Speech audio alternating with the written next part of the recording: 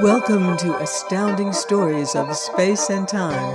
I'm Mardell, and our final story this season is Piper in the Woods by Philip K. Dick.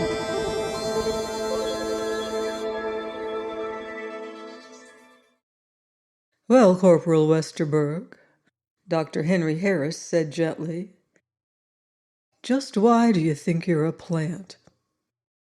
As he spoke, Harris glanced down again at the card on his desk. It was from the base commander himself, made out in Cox's heavy scrawl. Doc, this is the lad I told you about. Talk to him and try to find out how he got this delusion. He's from the new garrison, the new check station on asteroid Y3, and we don't want anything to go wrong there. Especially a silly damn thing like this. Harris pushed the card aside and stared back up at the youth across the desk from him. The young man seemed ill at ease, and appeared to be avoiding answering the question Harris had put to him. Harris frowned. Westerberg was a good-looking chap, actually handsome in his patrol uniform, a shock of blond hair over one eye. He was tall, almost 6 feet, a fine, healthy lad just 2 years out of training, according to the card, born in Detroit, had measles when he was 9, interested in jet engines, tennis, and girls, 26 years old. Well, Corporal Westerberg, Doc Harris said again, why do you think you're a plant? The corporal looked up shyly. He cleared his throat. Sir, I am a plant. I don't just think so. I've been a plant for several days now. I see, the doctor nodded. You mean that you weren't always a plant? No, sir. I just became a plant recently. And what were you before you became a plant? Well, sir, I was just like the rest of you. There was silence. Dr. Harris took up his pen and scratched a few lines, but nothing of importance came. A plant, and such a healthy-looking lad. Harris removed his steel-rimmed glasses and polished them with his handkerchief. He put them on again and leaned back in his chair. Care for a cigarette, Corporal? No, sir. The doctor lit one himself, resting his arm on the edge of the chair. Corporal, you must realize that there are very few men who become plants, especially on such short notice. I have to admit you are the first person who has ever told me such a thing. Yes, sir. I realize it's quite rare. You can understand why I'm interested then. When you say you're a plant, you mean you're not capable of mobility? Or do you mean you're a vegetable as opposed to an animal, or just what? The corporal looked away. I can't tell you any more, he murmured. I'm sorry, sir. Well, would you mind telling me how you became a plant? Corporal Westerberg hesitated.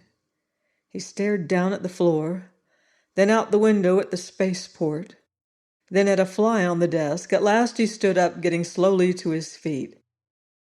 I can't even tell you that, sir, he said. You can't? Why not? Because I promised not to. The room was silent. Dr. Harris rose too, and they both stood facing each other. Harris frowned, rubbing his jaw. Corporal, just who did you promise? I can't even tell you that, sir. I'm sorry. The doctor considered this. At last he went to the door and opened it. All right, Corporal, you may go now, and thanks for your time. I'm sorry I'm not more helpful. The corporal went slowly out, and Harris closed the door after him. Then he went across his office to the vidphone. He rang Commander Cox's letter. A moment later, the beefy, good-natured face of the base commander appeared. Cox, this is Harris. I talked to him all right. All I could get is the statement that he's a plant. What else is there? What kind of behavior pattern? Well, Cox said, the first they noticed was that he wouldn't do any work. The garrison chief reported that this Westerberg would wander off outside the garrison and just sit. All day long. Just sit. In the sun? Yeah, just sit in the sun. Then at nightfall he would come back in. When they asked why he wasn't working in the jet repair building, he told them he had to be out in the sun. Then he said... Cox hesitated. Yes, said what? He said that the work was unnatural, that it was a waste of time, that the only worthwhile thing was to sit and contemplate outside. What then? Then they asked him how he got that idea, and then he revealed to them that he had become a plant. I'm going to have to talk to him again, I can see, Harris said, and he's applied for a permanent discharge from the patrol. What reason did he give? The same, that he's a plant now and has no more interest in being a patrolman. All he wants to do is sit in the sun. It's the damnedest thing I ever heard. All right. I think I'll visit him in his quarters. Harris looked at his watch. I'll go over after dinner. Good luck, Cox said gloomily. But who ever heard of a man turning into a plant? We told him it wasn't possible, but he just smiled at us. I'll let you know how I make out, Harris said. Harris walked slowly down the hall. It was after 6. The evening meal was over. A dim concept was coming into his mind, but it was much too soon to be sure. He increased his pace, turning right at the end of the hall. 2 nurses passed hurrying by. Westerberg was quartered with a buddy, a man who had been injured in a jet blast and who was now almost recovered. Harris came to the dorm wing and stopped, checking the numbers on the doors. Can I help you, sir? The robot attendant said, gliding up. I'm looking for Corporal Westerberg's room. 3 doors to the right. Harris went on. Asteroid Y3 had only recently been garrisoned and staffed. It had become the primary checkpoint to halt and examine ships entering the system from outer space. The garrison made sure that no dangerous bacteria, fungus, or whatnot arrived to infect the system.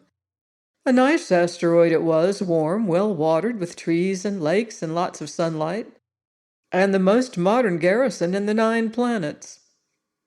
He shook his head, coming to the 3rd door. He stopped, raising his hand and knocking. Who's there? Sounded through the door. I want to see Corporal Westerberg.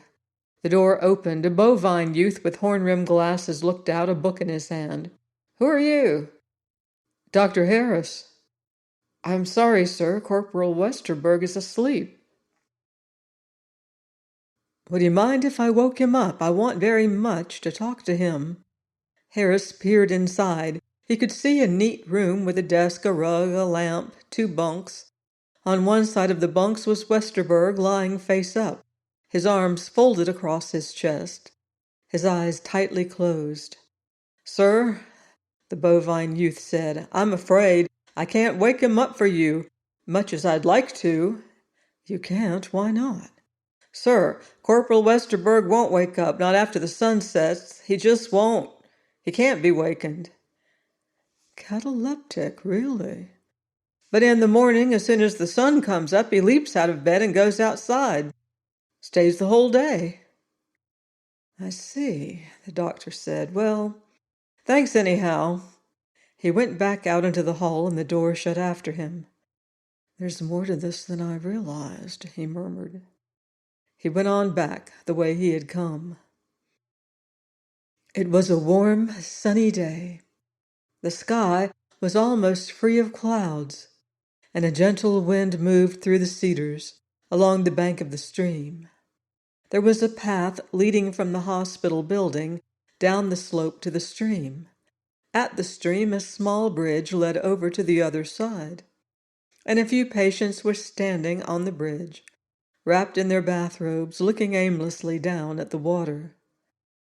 It took Harris several minutes to find Westerberg. The youth was not with the other patients, near or around the bridge. He had gone farther down, past the cedar trees, and out onto a strip of bright meadow where poppies and grass grew everywhere.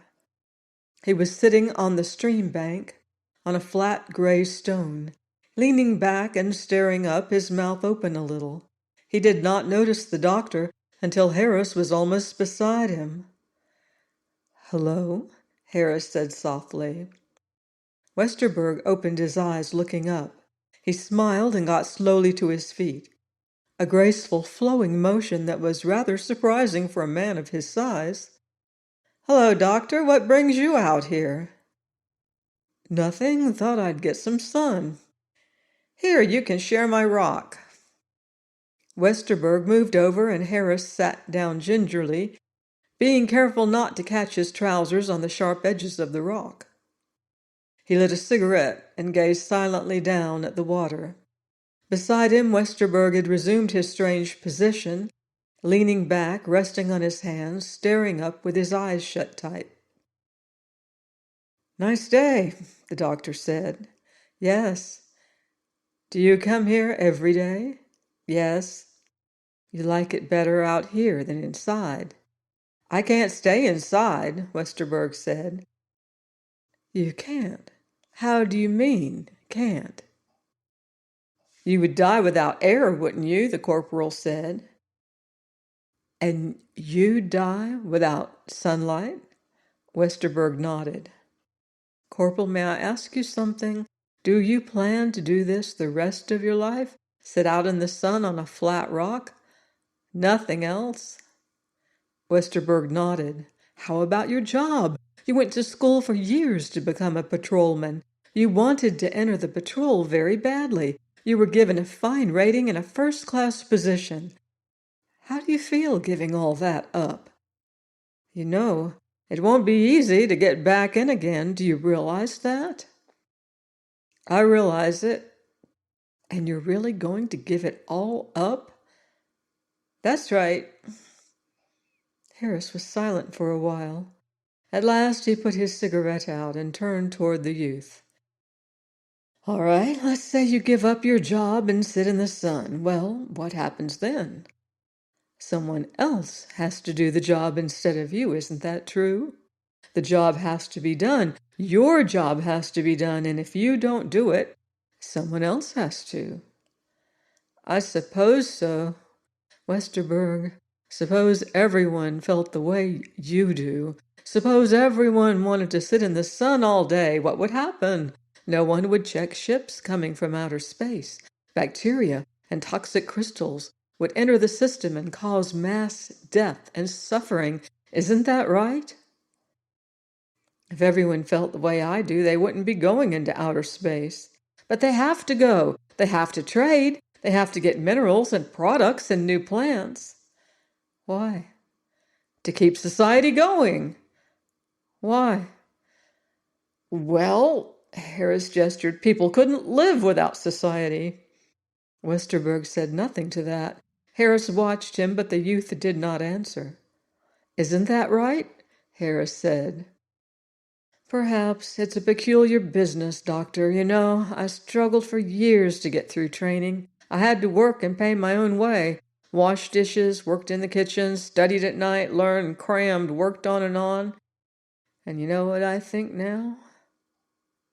"What?" "I wish I'd become a plant earlier." Dr. Harris stood up. "Westerberg, when you come inside, will you stop off at my office? I want to give you a few tests, if you don't mind." "The shock box?"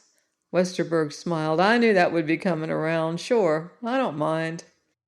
Nettled, Harris left the rock, walking back up the bank a short distance. "About 3, Corporal?" The corporal nodded. Harris made his way up the hill to the path toward the hospital building.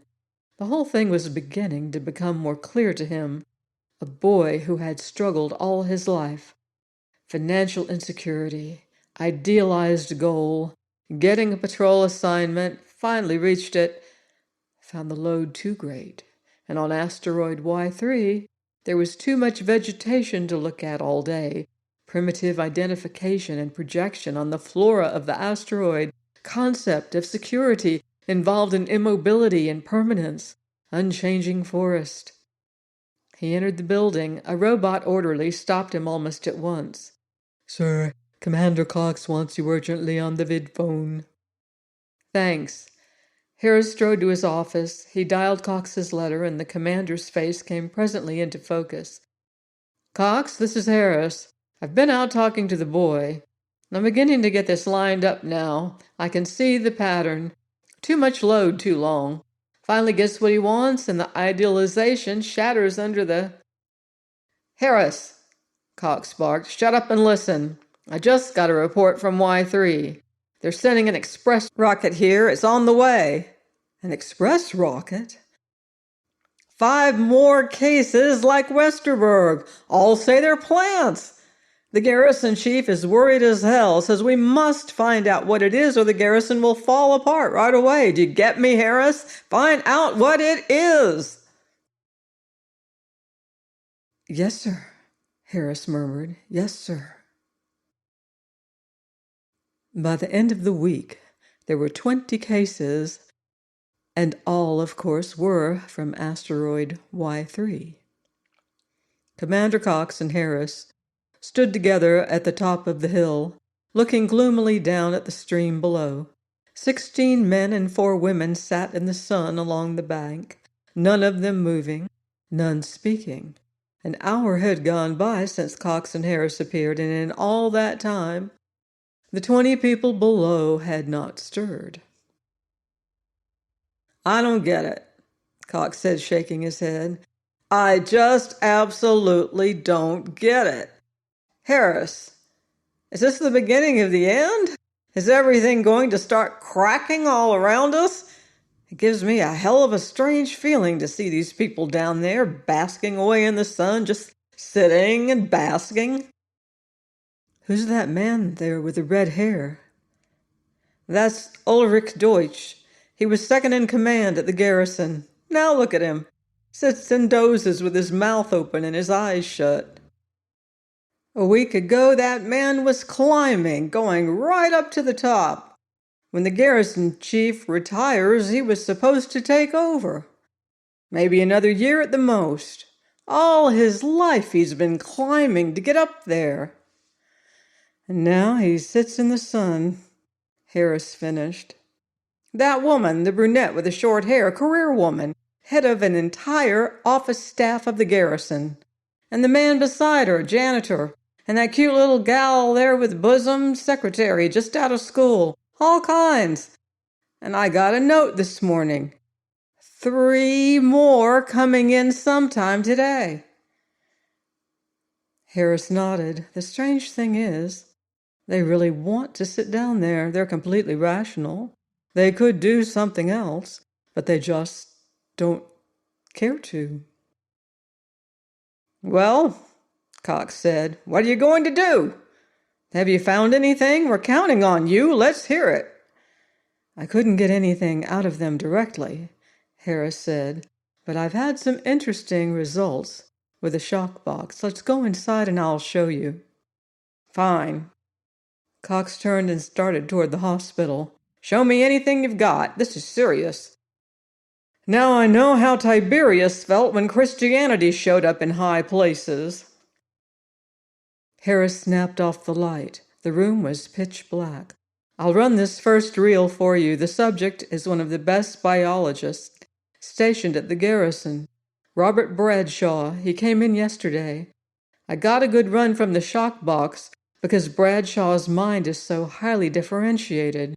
There's a lot of repressed material of a non-rational nature, more than usual." He pressed a switch. The projector whirred, and on the far wall a 3-dimensional image appeared in color, so real that it might have been the man himself. Robert Bradshaw was a man of 50, heavy-set, with iron-gray hair and a square jaw.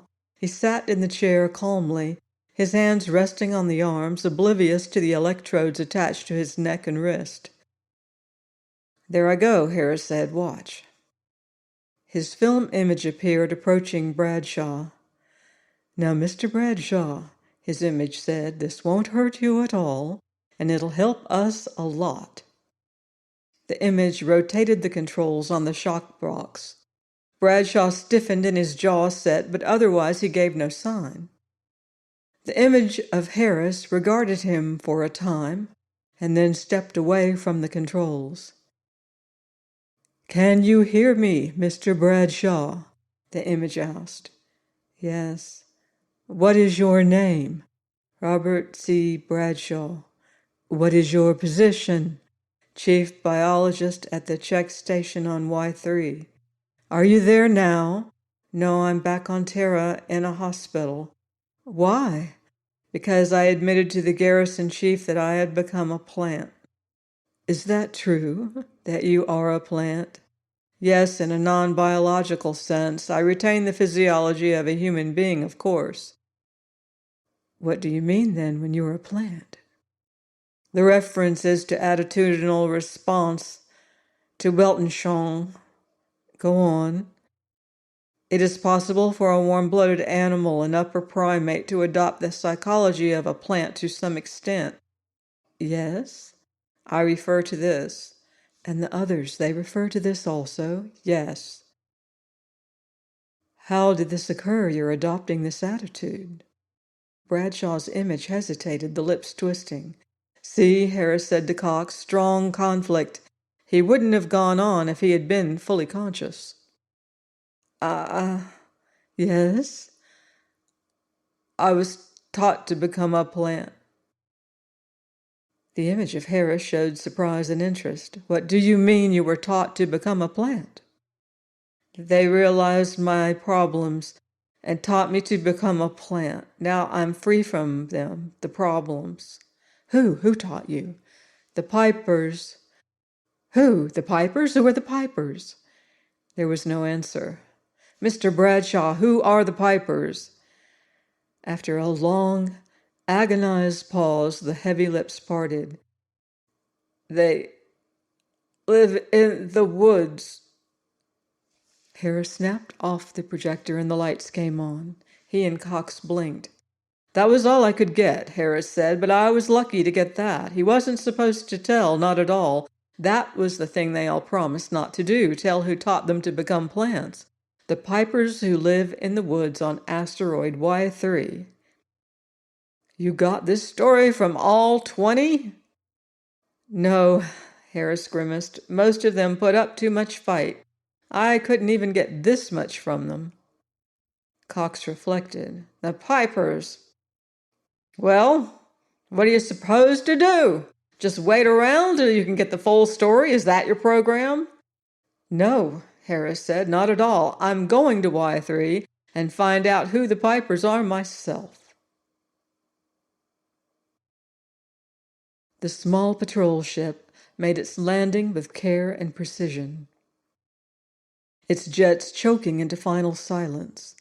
The hatch slid back, and Dr. Henry Harris found himself staring out at a field. A brown, sun-baked landing field. At the end of the field was a tall signal tower. Around the field on all sides were long gray buildings, the garrison check station itself. Not far off, a huge Venusian cruiser was parked, a vast green hulk, like an enormous lime. The technicians from the station were swarming all over it, checking and examining each inch of it for lethal life forms and poisons that might have attached themselves to the hull. "All out, sir," the pilot said. Harris nodded. He took hold of his 2 suitcases and stepped carefully down. The ground was hot underfoot, and he blinked in the bright sunlight. Jupiter was in the sky, and the vast planet reflected considerable sunlight down onto the asteroid. Harris started across the field carrying his suitcases. A field attendant was already busy opening the storage compartment of the patrol ship, extracting his trunk. The attendant lowered the trunk onto a waiting dolly and came after him, manipulating the little truck with bored skill. As Harris came to the entrance of the signal tower, the gate slid back and a man came forward, an older man, large and robust, with white hair and a steady walk. "How are you, Doctor?" he said, holding his hand out. "I'm Lawrence Watts, the garrison chief." They shook hands. Watts smiled down at Harris. He was a huge old man, still regal and straight in his dark blue uniform, with his gold epaulets sparkling on his shoulders. "Have a good trip?" Watts asked. "Come inside. I'll have a drink fixed for you. It gets hot around here with the big mirror up there." "Jupiter?" Harris followed him inside the building. The signal tower was cool and dark, a welcome relief. "Why is the gravity so near Terra's? I expected to go flying off like a kangaroo. Is it artificial?" "No, there's a dense core of some kind to the asteroid, some kind of metallic deposit. That's why we picked this asteroid out of all the others.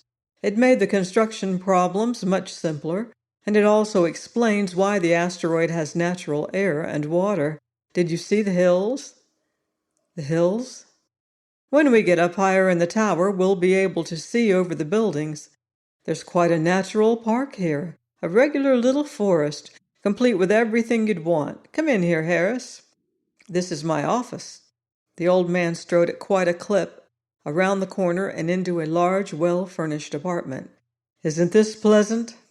I intend to make my last year here as amiable as possible." He frowned. "Of course, with Deutsch gone, I may be here forever. Oh, well." He shrugged. "Sit down, Harris." "Thanks." Harris took a chair, stretching his legs out. He watched Watts as he closed the door to the hall. "By the way, any more cases come up?" "2 more today." Watts was grim. "Makes almost 30 in all. We have 300 men in this station. At the rate it's going." "Chief, you spoke about a forest on the asteroid. Do you allow the crew to go into the forest at will, or do you restrict them to the buildings and grounds?" Watts rubbed his jaw. "Well, it's a difficult situation, Harris. I have to let the men leave the grounds sometimes. They can see the forest from the buildings, and as long as you can see a nice place to stretch out and relax, that does it. Once every 10 days, they have a full period of rest, and then they can go out and fool around." "And then it happens?" "Yes, I suppose so, but as long as they can see the forest, they'll want to go. I can't help it." "I know, I'm not censuring you." "Well, what's your theory? What happens to them out there? What do they do?" "What happens once they get out there and take it easy for a while, they don't want to come back and work. It's boondoggling. Playing hooky. They don't want to work, so off they go." "How about this business of their delusions?" Watts laughed good-naturedly. "Listen, Harris, you know as well as I do. That's a lot of poppycock. There are no more plants than you or I. They just don't want to work, that's all. When I was a cadet, we had a few ways to make people work. I wish we could lay a few on their backs like we used to." "You think this is simple gold bricking, then?" "Don't you think it is?" "No," Harris said. "They really believe they're plants. I put them through the high-frequency shock treatment, the shock box. The whole nervous system is paralyzed.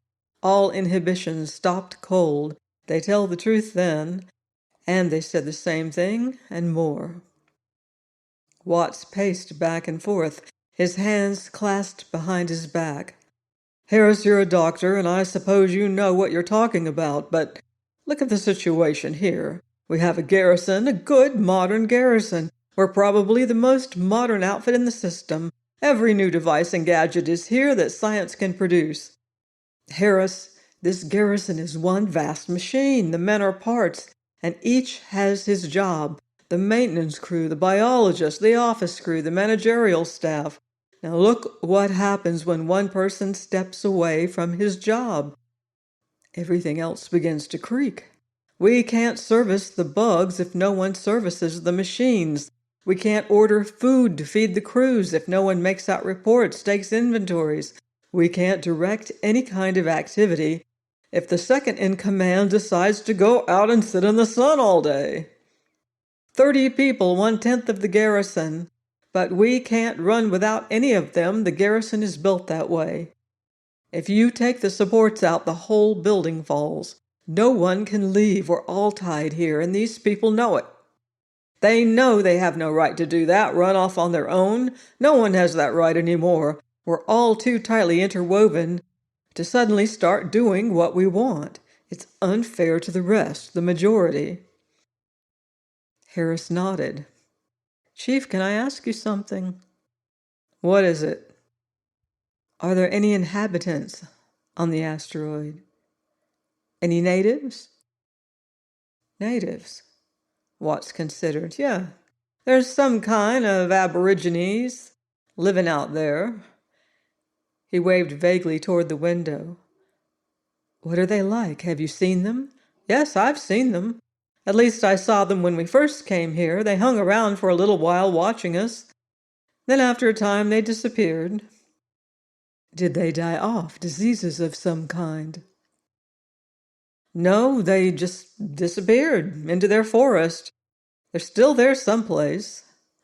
What kind of people are they? Well, the story is they're originally from Mars. They don't look much like Martians, though. They're dark, kind of coppery color, thin, very agile in their own way. They hunt and fish, no written language. We don't pay much attention to them. I see. Harris paused. Chief, have you ever heard of anything called the Pipers? The Pipers? Watts frowned. No, why? The patients mentioned something called the Pipers. According to Bradshaw, the Pipers taught him to become a plant. He learned it from them, a kind of teaching. The Pipers, what are they? I don't know, Harris admitted. I thought maybe you might know. My first assumption, of course, was that they're the natives, but now I'm not so sure, not after hearing your description of them. The natives are primitive savages. They don't have anything to teach anybody, especially a top-flight biologist. Harris hesitated. Chief, I'd like to go into the woods and look around. Is that possible? Certainly, I'll arrange it for you. I'll give you one of the men to show you around. I'd rather go alone. Is there any danger? No, none that I know of, except the Pipers, Harris finished. I know. Well, there's only one way to find them, and that's it. I'll have to take my chances. If you walk in a straight line, Chief Watts said, you'll find yourself back at the garrison in about 6 hours. It's a damn small asteroid. There's a couple of streams and lakes, so don't fall in. How about snakes or poisonous insects? Nothing like that reported. We did a lot of tramping around at first, but it's grown back now the way it was. We never encountered anything dangerous. Thanks, Chief, Harris said. They shook hands. I'll see you before nightfall. Good luck. The chief and his 2 armed escorts turned and went back across the rise, down the other side toward the garrison. Harris watched them go until they disappeared inside the building. Then he turned and started into the grove of trees. The woods were very silent around him as he walked. Trees towered up on all sides of him, huge, dark green trees like eucalyptus. The ground underfoot was soft with endless leaves that had fallen and rotted into soil. After a while, the grove of high trees fell behind, and he found himself crossing a dry meadow. The grass and weeds burned brown in the sun. Insects buzzed around him, rising up from the dry weed stalks. Something scuttled ahead, hurrying through the undergrowth. He caught sight of a gray ball with many legs, scampering furiously, its antennae weaving. The meadow ended at the bottom of a hill. He was going up now, going higher and higher. Ahead of him, an endless expanse of green rose, acres of wild growth. He scrambled to the top finally, blowing and panting, catching his breath. He went on. Now he was going down again, plunging into a deep gully. Tall ferns grew, as large as trees. He was entering a living Jurassic forest, ferns that stretched out endlessly ahead of him. Down he went, walking carefully. The air began to turn cold around him. The floor of the gully was damp and silent. Underfoot the ground was almost wet. He came out on a level table. It was dark with the ferns growing up on all sides, dense growths of ferns, silent and unmoving. He came upon a natural path, an old stream bed, rough and rocky but easy to follow. The air was thick and oppressive. Beyond the ferns he could see the side of the next hill, a green field rising up. Something gray was ahead, rocks, piled up boulders scattered and stacked here and there. The stream bed led directly to them. Apparently this had been a pool of some kind, a stream emptying from it. He climbed the first of the boulders awkwardly, feeling his way up. At the top he paused, resting again. As yet he had had no luck. So far he had not met any of the natives. It would be through them that he would find the mysterious pipers that were stealing the men away, if such really existed. If he could find the natives, talk to them, perhaps he could find something. But as yet he had been unsuccessful. He looked around. The woods were very silent.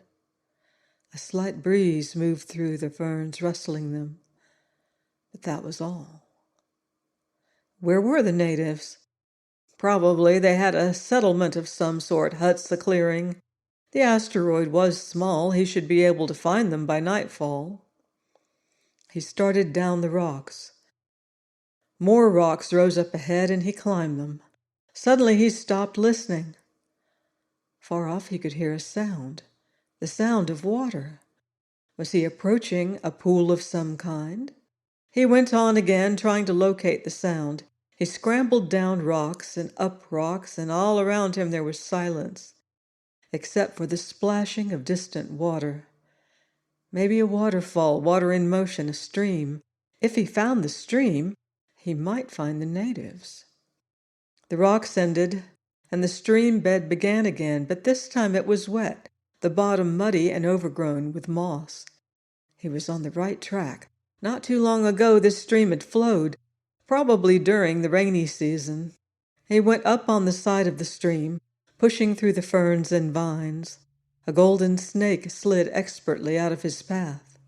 Something glinted ahead, something sparkling through the ferns. Water, a pool. He hurried, pushing the vines aside and stepping out, leaving them behind. He was standing on the edge of a pool, a deep pool sunk in a hollow of gray rocks, surrounded by ferns and vines. The water was clear and bright, and in motion, flowing in a waterfall at the far end. It was beautiful, and he stood watching, marveling at it, the undisturbed quality of it. Untouched, it was, just as it had always been, probably, as long as the asteroid existed. Was he the first to see it? Perhaps. It was so hidden, so concealed by the ferns. It gave him a strange feeling, a feeling almost of ownership. He stepped down a little toward the water, and it was then that he noticed her. The girl was sitting on the far edge of the pool, staring down into the water, resting her head on one drawn-up knee. She had been bathing, he could see that at once. Her coppery body was still wet and glistening with moisture, sparkling in the sun. She had not seen him. He stopped, holding his breath, watching her. She was lovely, very lovely, with long, dark hair that wound around her shoulders and arms. Her body was slim, very slender, with a supple grace to it that made him stare. Accustomed as he was to various forms of anatomy, how silent she was, silent and unmoving, staring down at the water. Time passed, strange, unchanging time, as he watched the girl. Time might even have seized. with the girl sitting on the rock, staring into the water, and the rows of great ferns behind her, as rigid as if they had been painted there. All at once the girl looked up. Harris shifted. Suddenly conscious of himself as an intruder, he stepped back. "I'm sorry," he murmured. "I'm from the garrison. I didn't mean to come poking around." She nodded without speaking. "You don't mind?" Harris asked presently. "No." So she spoke Terran. He moved a little toward her, around the side of the pool. "I hope you don't mind my bothering you. I won't be on the asteroid very long. This is my first day here. I just arrived from Terra." She smiled faintly. "I'm a doctor, Henry Harris." He looked down at her, at the slim coppery body, gleaming in the sunlight, a faint sheen of moisture on her arms and thighs. "You might be interested in why I'm here." He paused. "Maybe you can even help me." She looked up a little. "Oh? Would you like to help me?" She smiled. "Yes, of course." "That's good. Mind if I sit down?" He looked around and found himself a flat rock. He sat down slowly, facing her. "Cigarette?" "No." "Well, I'll have one." He lit up, taking a deep breath. "You see, we have a problem at the garrison. Something has been happening to some of the men, and it seems to be spreading. We have to find out what causes it, or we won't be able to run the garrison." He waited for a moment. She nodded slightly. How silent she was, silent and unmoving, like the ferns. "Well, I've been able to find out a few things from them, and one very interesting fact stands out. They keep saying that something called the Pipers are responsible for their condition. They say the Pipers taught them." He stopped. A strange look had flitted across her dark, small face. "Do you know the Pipers?" She nodded. Acute satisfaction flooded over Harris. "You do? I was sure the natives would know." He stood up again. "I was sure they would. If the Pipers really existed, then they do exist, do they?" "They exist." Harris frowned. "And they're here in the woods?" "Yes." "I see." He ground his cigarette out impatiently. "You don't suppose there's any chance you could take me to them, do you?" "Take you?"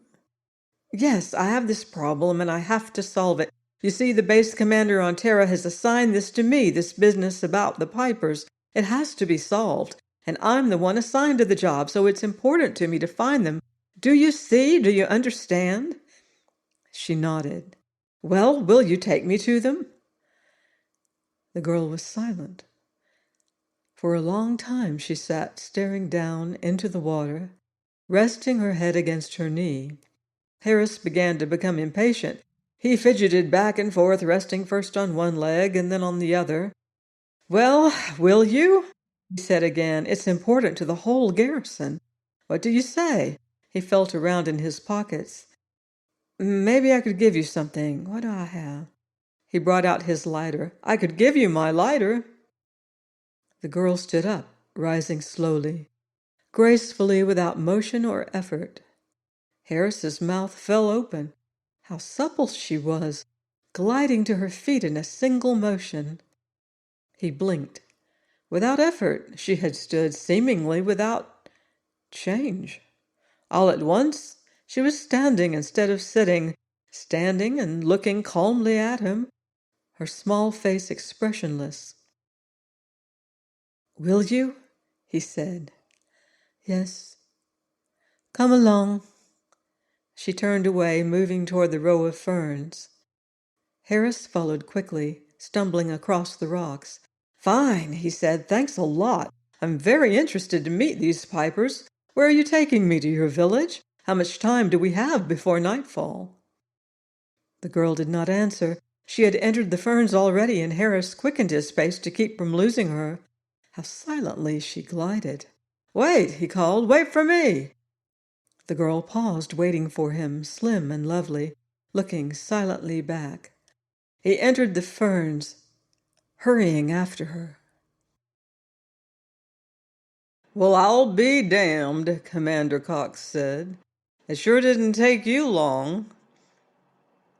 He leaped down the steps, two at a time. "Let me give you a hand." Harris grinned, lugging his heavy suitcases. He set them down and breathed a sigh of relief. "It isn't worth it," he said. "I'm going to give up taking so much." "Come on inside, soldier. Give him a hand." A patrolman hurried over and took one of the suitcases. The three men went inside and down the corridor to Harris's quarters. Harris unlocked the door, and the patrolman deposited his suitcase inside. "Thanks," Harris said. He set the other one down beside it. "It's good to be back, even for a little while." "A little while?" "I just came back to settle my affairs. I have to return to Y3 tomorrow morning." "Then you didn't solve the problem?" "I solved it, but I haven't cured it. I'm going back and get to work right away. There's a lot to be done." "But you found out what it is?" "Yes, it was just what the men said. The Pipers." "The Pipers do exist?" "Yes," Harris nodded. "They do exist." He removed his coat and put it over the back of the chair. Then he went to the window and let it down. Warm spring air rushed into the room. He settled himself on the bed, leaning back. "The Pipers exist, all right. In the minds of the Garrison crew, to the crew, the Pipers are real. The crew created them. It's mass hypnosis, a group projection, and all the men there have it to some degree." "How did it start?" "Those men on Y3 were sent there because they were skilled, highly trained men with exceptional ability. All their lives they've been schooled by complex modern society. Fast tempo and high integration between people, constant pressure toward some goal, some job to be done. Those men are put down suddenly on an asteroid where there are natives living the most primitive of existence, completely vegetable lives, no concept of goal, no concept of purpose, and hence no ability to plan. The natives live the way the animals live from day to day, sleeping, picking food from the trees, a kind of Garden of Eden existence without struggle or conflict."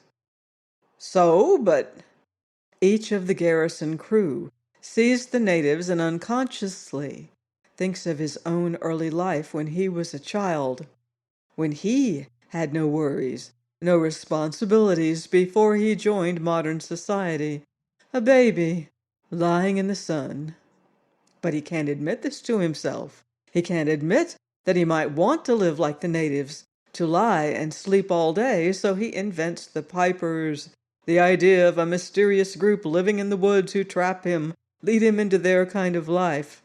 Then he can blame them, not himself, and they teach him to become part of the woods." "What are you going to do? Have the woods burned?" "No," Harris shook his head. "That's not the answer. The woods are harmless. The answer is psychotherapy for the men. That's why I'm going right back, so I can begin work. They've got to be made to see that the Pipers are inside them, their own unconscious voices, calling to them to give up their responsibilities. They've got to be made to realize that there are no Pipers, at least not outside themselves. The woods are harmless, and the natives have nothing to teach anyone. They're primitive savages without even a written language. We're seeing a psychological projection by a whole garrison of men who want to lay down their work and take it easy for a while." The room was silent. "I see," Cox said presently. "Well, it makes sense." He got to his feet. "I hope you can do something with the men when you get back." I hope so too, Harris agreed, and I think I can. After all, it's just a question of increasing their self-awareness. When they have that, the Pipers will vanish. Cox nodded. Well, you go ahead with your unpacking, Doc. I'll see you at dinner and maybe before you leave tomorrow. Fine. Harris opened the door and the commander went out into the hall. Harris closed the door after him and then went back across the room. He looked out the window for a moment, his hands in his pockets. It was becoming evening. The air was turning cool. The sun was just setting as he watched, disappearing behind the buildings of the city surrounding the hospital. He watched it go down. Then he went over to his 2 suitcases. He was tired, very tired, from his trip. A great weariness was beginning to descend over him. There were so many things to do, so terribly many. How could he hope to do them all? Back to the asteroid, and then what? He yawned, his eyes closing. How sleepy he was. He looked over at the bed. Then he sat down on the edge of it and took his shoes off. So much to do the next day. He put his shoes in the corner of the room. Then he bent over, unsnapping one of the suitcases. He opened the suitcase. From it he took a bulging gunny sack. Carefully, he emptied the contents of the sack out on the floor. Dirt. Rich, soft dirt. Dirt he had collected during his last hours there. Dirt he had carefully gathered up. When the dirt was spread out on the floor, he sat down in the middle of it. He stretched himself out, leaning back. When he was fully comfortable, he folded his hands across his chest and closed his eyes. So much work to do, but later on, of course. Tomorrow. How warm the dirt was. He was sound asleep in a moment. There are universes unknown and unexplored, planets and strange life forms waiting to be discovered. The mysteries of time and space, a riddle yet to be solved. Join me next season for more interplanetary adventures on astounding stories of space and time. Till then, look to the skies